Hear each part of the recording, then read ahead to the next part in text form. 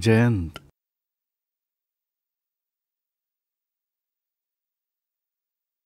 Hello, प्रणाम दीपक भाई. हो बोला.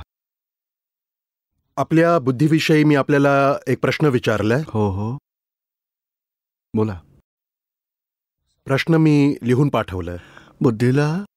बुद्धीला मालक नाही, बुद्धीला मालक होऊ नाही द्यायचं असं तुम्ही कायम सांगता की बुद्धीला मालक नाही होऊ द्यायचं, पण व्यवहारात बुद्धीची दखल तर असतेच ना. आणि सेपरेशनमध्येही राहण्याचा जेव्हा जेव्हा प्रयत्न केला जातो तेव्हा तेव्हा असं वाटतं की बुद्धीच काम करते. आणि कधी असंही वाटतं की बुद्धी फाईल सुद्धा बुद्धीच उभी करते, म्हणून समभावाने निकाल करण्यासाठी बुद्धीचा उपयोग करावा लागतो. समभावाने निकाल फाईलचा बुद्धी नाही करत, तो प्रज्ञाशक्तीमुळे होतो. पण विषम तसं नाही, पण वाटतं असं की बुद्धी काम करते तिथे. वाटतं, पण तो स्वभाव नाही, तो भावुक होतो. आपण बुद्धिवादी अहंकार आहे, अहंकार इमोशनल होणारच. बुद्धी भावना प्रधान व्हायला लावते. जरा काही चांगलं झालं तर खुश होते, बिघडलं तर अपसेट होते. पण प्रज्ञा समभाव राखते. त्यामुळे आपण म्हणजे हे काय म्हणायचं तुम्हाला, बुद्धीची दखल आहे ना, त्यापासून मुक्ती हवी असेल तर कोणत्या पुरुषार्थावर भार द्यायला हवा? त्यामध्ये एक स्टेप अशी आहे की बुद्धी, आता बिझनेस करता ना तुम्ही, तर बुद्धीचा उपयोग बिझनेसमध्ये करू शकता. बरोबर. आणि बुद्धीचा उपयोग कोण करतं? अहंकार करतो. आणि अहंकार खुश होतो की मी एवढं सेटिंग केलं, 2 लाख कमावले, तिकडे एवढं केलं, 10 लाख कमावले, मी हुशार आहे. अहंकाराला हळूहळू गर्व व्हायला लागतो. आणि बुद्धीच्या आधारे त्याने लाभ उठवला तर बुद्धी त्याच्यावर हावी होते. आता माझं चालणार, माझं जणू राजा आहे मी, ती राणी पटराणी होते बघा. मग हा अहंकार नंतर 10 पैकी 7-8 कामं बुद्धीने केली आणि नंतर अहंकाराची इच्छा असते की आता आपण मोक्षाच्या मार्गाने जाऊया. मग बुद्धी त्यात दखल देते. नाही आता नाही, नंतर जाऊया, आधी हा बिझनेस सेट करायचा आहे, मुलासाठी सेट करायचं आहे, आणखी हे करायचं आहे, बायकोसाठी एवढं. तोपर्यंत आपण त्या मोक्ष मार्गावरून मागे वळतो. बुद्धी मोक्ष मार्गावर सपोर्ट नाही करत. मग पुरुषार्थ काय करायचा? कारण सांगतोय म्हणजे बुद्धीला आधी ओळखा. आता तुम्ही बिझनेस सेट केला, बिझनेसमध्ये तुम्ही कमावलं, खरं तर बुद्धीच्या आधारे ते नाहीये, पुण्याच्या आधारे आहे ते.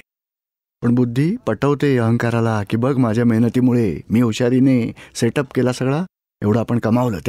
त्यामुळे अहंकार हेच मानतो की माझी बुद्धी जास्त हुशार आहे, मग मी चांगलं करू शकतो, मी डिसिजन घेतला त्यामुळेच एवढा फायदा झाला. म्हणजे बुद्धी घेते डिसिजन व्यवस्थितच्या आधारे. आणि अहंकार मानतो की माझी बुद्धी चांगली आहे, मी हुशार आहे, माझ्या बुद्धीमुळे. मग बुद्धी पॉवरफुल होते, बस मी एवढंच चांगलं केलं आहे. म्हणून खरं तर हे समजायला हवं, जे काही चांगलं होतं ते पुण्याच्या आधारे, बुद्धीच्या आधारे नाही.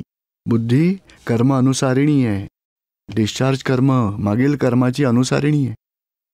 म्हणून आपण ही जागृती ठेवायची की बुद्धीने डिसिजन घेतलं, जेव्हा पेनने सही करतो ना, सही झाल्यावर पेन ठेवून द्यायचं खिशात. पेन डोक्यावर नाही ठेवायचं, याने मी 2 लाखाचा चेक सही केला आहे, एवढे पैसे मी विड्रॉ केले बँकेतून. अरे सही करून बँकेने पैसे दिले, यात पेनचं काही महत्त्व नाही आहे. पण या बुद्धीचं महत्त्व आपण मानतो. आणि व्यवहारात काही प्रॉब्लेम आले, आपण बुद्धी वापरून सॉल्युशन काढतो. त्यामुळे बुद्धी वरचढ होते. आता काय करायचं आहे तर बुद्धीचा वापर करायचा, पण चीज वस्तूंबाबत सॉल्युशन काढायला, बिझनेस सेटअप करायला. पण बिझनेसमध्ये एका पार्टनरने काही गडबड केली, त्याच्या दोषांकडे बघायला बुद्धी नाही वापरायची. म्हणजे जिवंत व्यक्तीसोबत व्यवहारात बुद्धी वापरायची नाही, तेव्हा बुद्धी दोषी ठरवते. अशा वेळी बुद्धी आगाऊपणा करते. म्हणजे जे घडतंय व्यवस्थित त्याला बुद्धी गुन्हेगार ठरवते, म्हणते यानेच बिघडवलं, हाच गुन्हेगार आहे. पण आता ह्या बुद्धीला मालक होऊ द्यायचं नाही. म्हणजे अर्थ काय आहे, ती बुद्धी सांगेल यानेच बिघडवलं, त्याला हाकलून द्यायला हवं, बघा डिस्कनेक्ट करायला हवं. तिला सांगायचं चुप, फाईल समभावाने निकाल कर. आणि व्यवस्थित त्यासाठी आपापले संयोग जुळले, आपोआप ती बघा वेगळी गोष्ट आहे. पण मी त्याला डिस्कनेक्ट करणार नाही, फाईलचा समभावाने निकाल करेन. मग बुद्धी तिकडे दखल देते, म्हणजे नकोच आपल्याला ह्या जन्मात, चूप समभावाने निकाल कर. नाहीतरी बुद्धी दखल देतच राहील. याने हे केलं, त्याने हे केलं, त्याच्यातलं निगेटिव्ह हजार काय काय सांगेल आपल्याला. त्याच्याबरोबर व्यवहार नाही करायचा. मग सांगायचं तिला आपला हिशोब पूर्ण होईपर्यंत समभावाने निकाल करायचा आहे, दखल देऊ नकोस. तिथे आपला मिस्टर इगो काय करतो तर मिसेस बुद्धीचा ऐकतो. मिस्टर इगोला सांगायचं मदर प्रज्ञेच आहे, प्रज्ञा दादा भगवानांच्या ज्ञानामुळे प्रकट आहे आणि बुद्धी संसारी नॉलेजमुळे आपल्यात प्रकट झाली. संसारात कसं मजबूत राहायचं आहे, कशी सेफ साईड करायची, कसं जास्त कमवायचं, कसं सेविंग करायचं. सेफ साईड कोणाची आहे? अहंकाराची, रिलेटिव्हमध्ये. ते बुद्धी सांगेल. आणि ज्ञान प्रज्ञा मोक्षासाठीची सेफ साईड आहे. संसारात बघा बुद्धी कशी आहे? हार्ट बंद होतं, काम नाही करू देत, माझा फायदा. आता बघा प्रज्ञा काय सांगेल? नाही, कोणाचंही नुकसान नाही करायचं, आपल्याला कमी फायदा झाला तरी चालेल, समभावाने निकाल करूया. नाही, मी बुद्धीचा उपयोग ह्या फायदा आणि नुकसान ह्याविषयी, त्याच्याबरोबर ज्या कोणी विषयी अभिप्राय आपल्या फॉर्ममध्ये आहे ना, तिथेही बुद्धी 24/7 काम चालूच असतं तिचं. तर आहे, त्यासाठी आपल्याकडे 5 आज्ञा आहेत. आता अभिप्रायाच्या पुढे जाऊन पहा, तीच बुद्धी ती काय सांगेल? हा माणूस खोटारडा आहे, त्याच्याबरोबर व्यापार नका करू. मग आपण काय म्हणायचं? तर बघ, ही फाईल आहे, समभावाने निकाल करूया. आज खोटेपणाने आमच्याशी वागलाय, पण असंच का करतो का? नाही करत. पण तुम्ही वेगळे राहा. बुद्धी सांगेल त्याचं ऐकू नका, तिचं मानू नका, ऐकलं तरी तसं वागू नका. आणि ऐकायचं, आपण ज्ञानानुसार चालायचं, आपल्या ध्येयानुसार चालायचं. ज्ञान आपण अप्लाय करूया की तू तुझं बोलणं, तुझे विचार, तू सांगतेस हा खोटारडा माणूस आहे, पण कायम खोटारडा आहे का? त्याच प्रकृतीत भरलेला मला फाईल आहे, समभावाने निकाल करू. नाही, होतं काय तर बुद्धी आणि जागृतीचे सेपरेशन ह्यात जरा गोंधळ होतोय पुन्हा पुन्हा. नाही, दुसऱ्यांचे दोष दाखवले समजायचं बुद्धी आहे, दुसऱ्यांना निर्दोष पाहिलं तर जागृती आहे. बुद्धी दोषी ठरवणारच आणि जागृती निर्दोष ठरवेल. बघा स्वतःचे दोष दाखवणारी जागृती आहे आणि परक्यांचे दोष बघणारी बुद्धी आहे. पण प्रोसेस खूपच स्लो आहे. पण सुरुवात झाली ना, त्यामुळे आपली जागृती वाढेल. आपल्याकडे आधी तर अगदीच 0% जागृती होती. संसारातही जागृती होती, पण फायदा कसा होईल? इथे मात्र बुद्धीची जागृती, आता मोक्षाची जागृती सुरू झाली. स्वतःच्या चुका पाहायची सुरुवात झाली आहे, नाही का? आधीपेक्षा जास्त झाली आहे ना. हां, झाली तर जयंतची चूक दिसते की नाही? कधी काही झालं, कोणाबरोबर बोलताना थोडी चकमक उडाली, तरी शेवटी जागृतीमुळे कळतं तुम्हाला जयंत तुझी चूक आहे. बघ, तू भोगतो आहेस, तुझी चूक आहे, तो निमित्त आहे, तो निर्दोष आहे. अशी थोडी जागृती सुरू झाली ना आता. हां, तसं तर भलेही स्लो प्रोसेस आहे, स्लो आहे, प्रोसेस खूप स्लो आहे. कधी कधी थकावट येते, थकून जातो. हरकत नाही. एखादी भाजी बनवायची असेल एखाद्या माणसासाठी, तर हळूहळू कौशल्य शक्ती वाढेल. 10 माणसांसाठी भाजी बनवू शकेल, 10 प्रकारच्याही भाज्या बनवू शकेल. एकदा मिळालं यश की तो आदर्श बनतो. मग आणखी थोडं शिकायचं इतरांकडून. आता हे करण्यासाठी उदाहरण किचनचं आहे, तसं हे ज्ञानाचं सेटिंग आहे.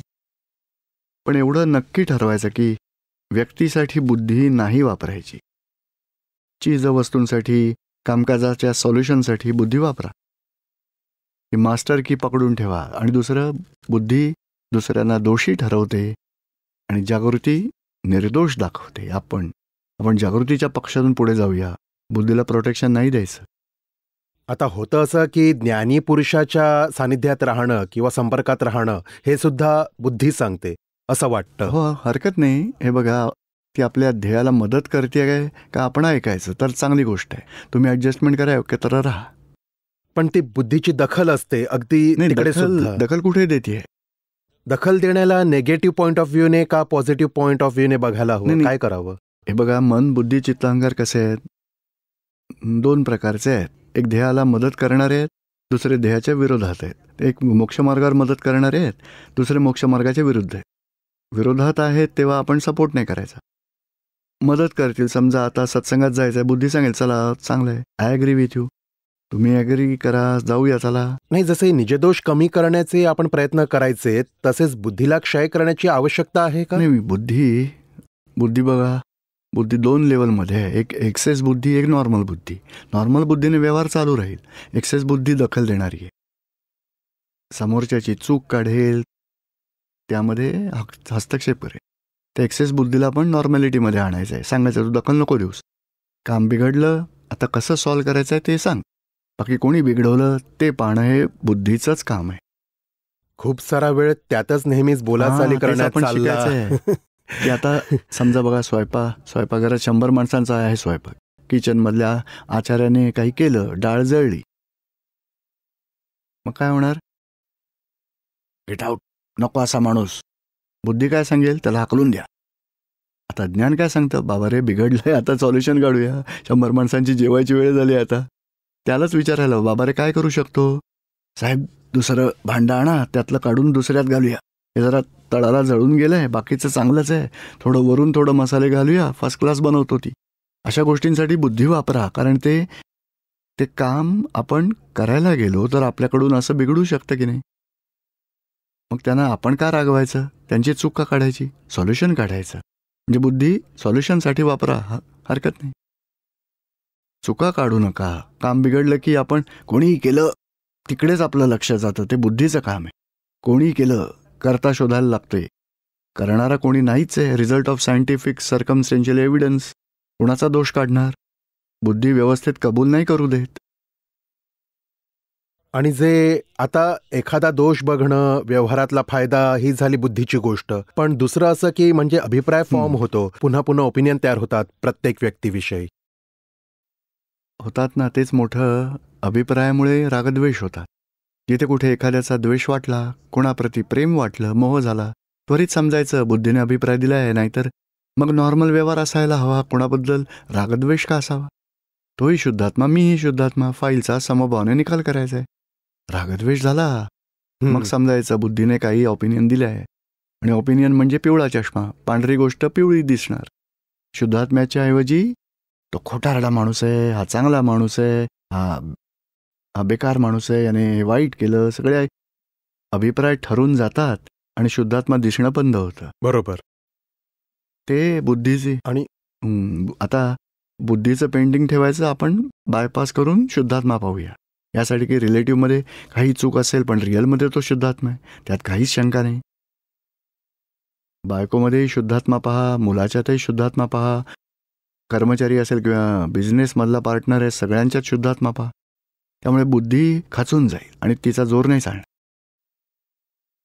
नंतर हळू विचार करायचा, या माणसाबद्दल तुला का, कोण भोगताय दोघांमधलं? तर तुम्हीच भोगताय, तुमचीच चूक. झालं ते व्यवस्थित. म्हणजे हळूहळू सॉल्युशन काढायचं बुद्धीने. आणि अभिप्रायाला केव्हा तडा जाईल? 5 आज्ञा वापराल तेव्हा अभिप्राय तुटेल. जय सच्चिदानंद. असं म्हणतात की सगळेच महात्मा भगवानांचा काही ना काही संदेश घेऊन आलेत ना. कोणाचा प्रश्न आहे? हां, इथे अनेक संत मत येतात तेव्हा काही संदेश घेऊन येतात त्यांच्याविषयी ना. नाही, त्यांच्या विषयी नाही, आपल्यासारखेच महात्मा काही ना काही भगवानांचा संदेश घेऊन आले आहेत. संत महंत सर्वांचेच सत्संग ऐकायला आवडतात. मग त्यामुळे सर्वांचेच सत्संग ऐकणे योग्य होईल? नाही, असं नाही आहे. म्हणजे तुम्ही बाजारात गेलात, तिकडे खूप काही मिळेल. बघा, मार्केटमध्ये खूप मिळतं. 1-2 गरम कपडे मिळतील, खरेदीचे कपडे, बुटांचे असतील काही दुकानं. मग सगळ्या दुकानात नुसती खरेदीच करत राहणार आहात का तुम्ही? नाही. म्हणजे तुम्हाला नक्की काय हवंय ते ठरवा. कारण जोपर्यंत तुम्हाला काय हवंय ते कळत नाही तोपर्यंत बाजारातली सगळी दुकानं फिरत राहिली. इथे काय मिळतं, तिथे काय मिळतं, इथे खाऊ मिळतो, तिकडे कपडे, तिकडे दागिने, तिकडे घड्याळ आहे, सगळ्याचा अभ्यास करून नंतर आपल्याला काय हवं आहे. जर तुम्हाला खायला हवं असेल तर हॉटेल शोधायचं. इथे खायला मिळतंय मग खाऊन घ्या. मग काय की मला बूट घ्यायचे मग घ्या. नंतर दागिने विकायला असतील त्याची गरज आहे का? यात कसं आहे, नाही, यात काय की संत महंत जे येतात ना, आता मराठीत बोलूया म्हणजे सगळ्यांना समजेल. संत महंत सगळे लोक येतात. मग काय म्हणतात, काय सांगतात बघा, भगवंतांचं एवढं नामस्मरण करा, एवढे मंत्र करा, एवढी पोथी वाचा, ही एकादशी करा, एवढी पूजा करा, एवढा उपास करा. म्हणजे असं काही करायला शिकवतात. तो रिलेटिव्ह धर्म आहे. रिलेटिव्ह म्हणजे वाईट सोडा, चांगल्याची कास धरा, वाईट सोडा, चांगलं धरा. तुम्ही संसारात चांगलं करा. आणि इथे रिलेटिव्हमध्ये धर्माच्याही वरची गोष्ट आहे. रिअल म्हणजे अध्यात्म विज्ञान आहे. अध्यात्मात वाईटाचा त्याग करायचा नाही, चांगलं धरायचं नाही, समभावाने निकाल करायचा आहे. दुकानातून आपल्याला जे काही आता नव्याने खरेदी करायची नाहीये, जो काही माल आहे एकेकाचा क्लिअरन्स सेल, सूट देऊन विकून संपवून टाकायचंय, निकाल करायचाय. म्हणून आता आणि आपण मी शुद्धात्मा आहे, काय नाव, काय हर्षा. हर्षा. हर्षा. हर्षा. मी शुद्धात्मा आहे आणि हर्षा वेगळी आहे. हर्षाचा व्यवहार चांगलाही असेल वाईटही असेल, समभावाने निकाल करूया. पण कोणाला दुःख दिलं गेलं तर हर्षाला सांगायचं प्रतिक्रमण कर. आम्ही सुधारायलाही जात नाही, थांबवायलाही जात नाही, कारण डिस्चार्ज आहे, कंट्रोल नाही होत. म्हणून दुःख दिलं गेलं तर प्रतिक्रमण करा. समजतंय आता तुम्हाला? आणि दुसरे हे जे काही आता चालले होते प्रश्नोत्तरे, त्यात जर कोणाची दया आली तर ती हर्षाला येईल. हर्षा ना, बरोबर ना? हर्षाला दया येईल. तिला सांगायचं मदत करू शकत असलीस तर करा, मदत नशील करत ना नको, प्रार्थना कर. हे शुद्धात्मा भगवान, या जीवाला सुख शांती लाभो, समता राहो त्याच्यात, कृपा कर. बस. म्हणजे दया किंवा निर्दयीपणा सगळा हर्षाला आहे.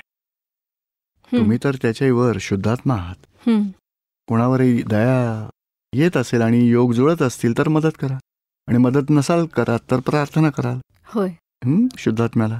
आणि आणखी एक विचारायचे आहे, आपण म्हणताना की व्यवस्थित शक्ती सारे करते, तर हा जो अन्याय साऱ्या दुनियेत होतो तो सुद्धा व्यवस्थित शक्ती. अन्याय कोणावर होतो? ज्याने गुन्हा केलाय त्याच्यावर अन्याय होतो. नाही, मोठे मोठे खूप सारे जुलूम होतात ना. पण बघा, हे पोलीस कोणाला पकडतात?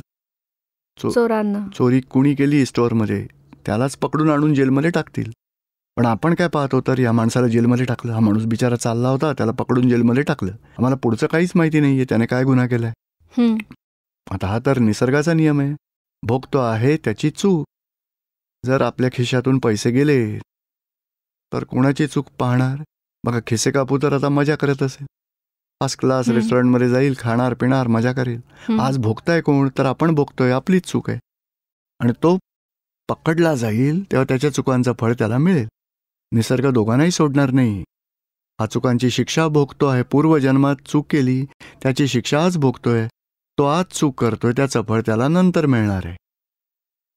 म्हणजे जो जुलूम करतोय त्याला फळ तर भोगावं लागेल नंतर. उदाहरणच द्यायचे तर एक बॉम्ब पडला तर खूप निर्दोष लोक मारले जातात, मग ते सारे व्यवस्थित करते. आणि कोणी वाचलं जर का तर म्हणेल आमच्यासमोर बॉम्ब फुटला, मी इकडे होतो, मला नाही झालं, असंही बोलणार आहेत की नाही. आता त्याला वाचवलं कोणी? तर पुण्य वाचवतं, आणि आपलं कर्म, आपला जो आहे हिशोब, त्यामुळे आपण सहन करतो किंवा मरतो. मग हे व्यवस्थितच आहे. म्हणजे निसर्ग न्यायनिवाडा करतो. आपण कोणालाही दोषी बघायचंच नाहीये, आणि दोषी पाहिलं तर तिथेच हिशोबात बांधतो. बघा, हे लोक असे आहेत, त्यांना मारायला हवं, सुधारायला हवं, सगळं सरळ करायला हवं. म्हणजे आपण रागद्वेष करतो. त्या रागद्वेषानेच असा हा बॉम्ब टाकणाऱ्या फोडणाऱ्याच्या हिशोबात आपण इन्व्हॉल्ड होत जातो. आपण वितरागी राहूया, नाही का? आपण समुद्रात पाहतो ना, किती मोठे मासे लहान माशांना खाऊन टाकतात. मग आपण काही म्हणतो का? अन्याय होतोय, काहीतरी करायला हवं. बघा, नाही, तिकडे डाळ भात मिळतच नाही, पोळी भाजी मिळतच नाही. त्यांच्यासाठी अन्न हेच आहे, एकमेकांना खातात. आणि सृष्टीमध्ये मनुष्याशिवाय सगळे जीव असेच आहेत की मोठे जीव छोट्या जीवांना खातात. लहान त्याच्याही पेक्षा लहानाला खाईल. तो लहान, बघा, पाल आहे ना, डास माशांना खाऊन टाकते, पालीला चिमणी उचलून खाऊन टाकते, चिमणीला मांजर खाऊन टाकते, मांजरीला कुत्र. म्हणजे एकमेकांबरोबर मारामारी चालूच राहते जीवनात. आपण काय करायला हवं? वितरागी राहायचंय, ज्याला मोक्षास जायचंय. अशा लोकांनी संसारातून अलिप्त राहू दे. आणि ज्यांना मोक्षाला जायचं आहे त्यांनी तर वितरागी राहणं शिकायचं. कृष्णाने गीतेत हाच उपदेश दिला, हे अर्जुना, तू वितरागी हो, निर्भयी हो. म्हणजे अंतिम गोष्ट, शेवटी अंतिम मनुष्याचं ध्येय वितरागी होणं आहे, हेच आहे. आणि आम्ही काय सांगतो की तुम्ही शुद्धात्म्याच्या पदात राहून वितरागी बना, आणि हर्षाला सांगा प्रार्थना कर, या जीवाकडून दुसऱ्या जीवाचं नुकसान होऊ नये, या जीवाकडून कोणाचंही नुकसान होऊ नये, दोघांनाही शांती लाभो, सुख शांतीमध्ये राहो दोघंही, अशी प्रार्थना करूया. बघा, आपल्याकडे बुद्धी आहे म्हणून आपण मग प्रार्थना करायची, त्यामुळे आपल्या बुद्धीला समाधान मिळेल आणि आपण सहृदय बनवू आणि रिलेटिव्ह रिअलमध्ये ज्ञानात राहू. आणि 5 अज्ञानमध्ये राहायचा प्रयत्न करूया. आता चूक झाली, हा, तर असं होऊ शकतं. बघा, होतं, कारण कर्म समाप्त करण्यापूर्वी ज्ञान घेतलंय. त्यामुळे 5 आज्ञांना धक्का पोहोचेल. कर्मांचा फोर्स जास्त आहे. बघा, जोरात जर वेगाने पाणी येत आहे टाकीमधून तर आपला हात बाजूला ढकलला जाईल. आपण नळ कमी करू, मग हात धुवू. तसा फोर्स आहे. असाच कर्मांचाही फोर्स आहे, त्यामुळे जागृती बाजूला ढकलली गेली. पण आपली जागृती 3 स्टेजमध्ये: अनुभव, लक्ष आणि प्रतीती.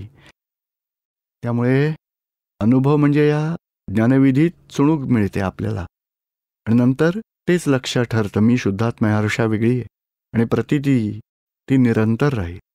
आणि याचं उदाहरण मी सांगतो. बघा ना, लहान मुलगा आहे, आपण आरती करतो घरात, तर लहान मुलगा तो दिवा बघतो, त्याला हात लावायला जातो. काहीतरी आहे, खेळणं आहे. मग घरातली मोठी माणसं काय म्हणतात, वृद्ध लोक, अरे बाळा भाजेल, हात लावू नकोस, तू तो अग्नी आहे, समजलं का तुला, आता समजतंय? मग काय करतात, शेवटी त्या दिव्याच्या मागून हळूच टच करतात. बाळा बघ, थोडंसं भाजलं, हा भाजलं, हा चटका बसला, म्हणजे असं होतं. आता हात नाही लावायचा, अनुभवात आलाय. अनुभव 1 सेकंदाचा, फ्रॅक्शन ऑफ सेकंड. पण आता अनुभव आल्यावर त्याच्या डोक्यात हा विचार पक्का बसला की या गोष्टीमुळे भासतं. आणि प्रचिती म्हणजे काय, तर 4 दिवसांनी पुन्हा आपण आरतीसाठी निरंजन पेटू. तर 4 दिवस खेळत होता इकडे देवाऱ्याजवळ आणि इतरही खेळण्याबरोबर, पण जेव्हा दिवा पाहिला लांबूनच हळूच दूर गेला. म्हणजे त्याला कोणी सांगितलं यामुळे चटका बसेल म्हणून. त्या 4 दिवसांपूर्वी त्याचा अनुभव घेतला, त्याची प्रचिती आली त्यावेळी, आणि 4 दिवसांनी तो विचार कायम राहिलाय. नंतर मग जागृती पुन्हा आली. आत्ता अनुभव नाही झाला, पण जागृती त्या आठवणीची बघताच त्याला स्मरण झालं की चटका बसतो या गोष्टीने. म्हणजे अनुभव आल्यामुळे लक्षात राहिलं आणि त्याची प्रचिती आली.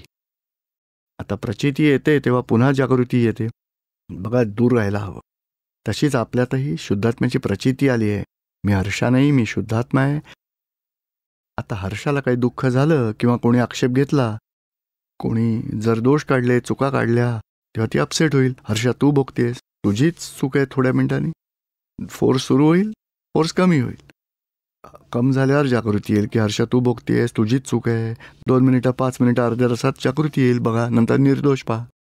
स्वतःच्या चुका पाहायच्या, उपकार माना की आपण चांगलं केलं, आपण चूक सांगितली, चला एक दोष कमी झाला, आता प्रतिक्रमण करू, आपले दोष समाप्त झाले, आपण मुक्त होऊ. म्हणजे आपल्या आज्ञा चुकण्यात डिस्चार्ज कर्माचा फोर्स आहे. पण त्या फोर्समुळेच पुन्हा ज्ञान रिसेट करायचं आहे, 5 आज्ञा रिसेट करायच्या. त्यामुळे हळूहळू जागृती वाढत जाईल. आपण तर हाच निश्चय करायचा आहे रोज सकाळी उठून, स्ट्रॉंग निश्चय की आज दादा भगवानांच्या 5 आज्ञांमध्ये राहू. कशा प्रकारे, तर सगळ्यांच्यातील शुद्धात्माच पाहायचा आहे. जे काही झालं ते व्यवस्थित त्या ज्ञानात राहायचं आहे. एक संयोग मिळेल, एक फाईल मिळेल, समभावाने निकाल करूया, असा सकाळी निश्चय करायचा. साऱ्या दिवसात ट्राय करूया. रात्री झोपण्यापूर्वी 5-10 मिनिटं काढायची. विचार करायचा, शुद्धात्मापणा माझ्याकडून कोणाचा राहून गेलाय, त्या साऱ्याचं स्मरण करायचं. आपण फाईल कोणाबरोबर समभाव ठेवला नाही, तिथे जागृती ठेवूया. आणि कोणाला दोषी पाहिलं, तिथे व्यवस्थितचं ज्ञान ठेवू. अशा 5 आज्ञा पुन्हा रिसेट करायच्या आणि प्रतिक्रमण करायचं. दादा भगवान, एवढी चूकबोल झाली, मला क्षमा करा, आणि 5 आज्ञांमध्ये राहायची शक्ती द्या. शक्ती मागितल्यामुळे, त्याचमुळे हळूहळू आपली शक्ती वाढणार आहे. आपण आशीर्वाद द्यावा. हो. हे कोणी लिहिलंय? I dream of you on Monday. तुमचं आहे का? बोला. पूज्यश्री जय सच्चिदानंद. तो प्रश्न माझा नाहीये, इथे एक जण आले त्यांचा आहे, पण त्यांना हे जाणून घ्यायचे की ह्याचा काय अर्थ होईल, आणि त्यांना काही एक्सप्लेनेशन हवंय याबाबतचं. हा, मग काय की म्हणजे कोणाचं आहे ते स्वतः आले नाही आहे तिथेच. हा, मग काय विचारायचं आहे? पूज्यश्री, त्यांना स्वप्नात साईबाबा दिसले. मग साईबाबा तुमच्यात परावर्तित होऊन गेले.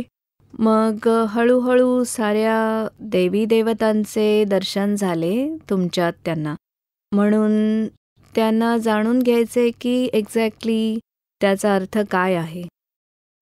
साईबाबा सांगू इच्छित आहेत की ह्यांच्याकडे जा, हे आपल्यापेक्षा वेगळे नाही आहेत. त्यांच्यामुळे मोक्षाची लिंक पूर्ण व्हायला मदत होणार आहे. आणि आपण त्रिमंदिरात साईबाबांची स्थापना केली आहे. दादाजी म्हणायचे की हे खूप मोठे संत होते. आता देवगतीमध्ये आहेत शिर्डीचे साईबाबा, आणि ज्यांना मोक्ष मार्गावर जायचं आहे त्यांना खूपच हेल्प करतात. संसारातली दुःख मिटवण्यासाठी हेल्प करतात आणि मोक्षासाठी ज्ञानींकडेही पाठवतात. खूप लोकांना हा अनुभव आला आहे की मीच शिर्डीच्या साईबाबांची जे भक्ती करतात त्यांना हे स्वप्नाद्वारे संकेत देतात की बघा भाऊ, आता पुढची लिंक इथे पूर्ण करा, आणि हे आपलंच स्वरूप आहे, त्यांना वेगळं मानू नका.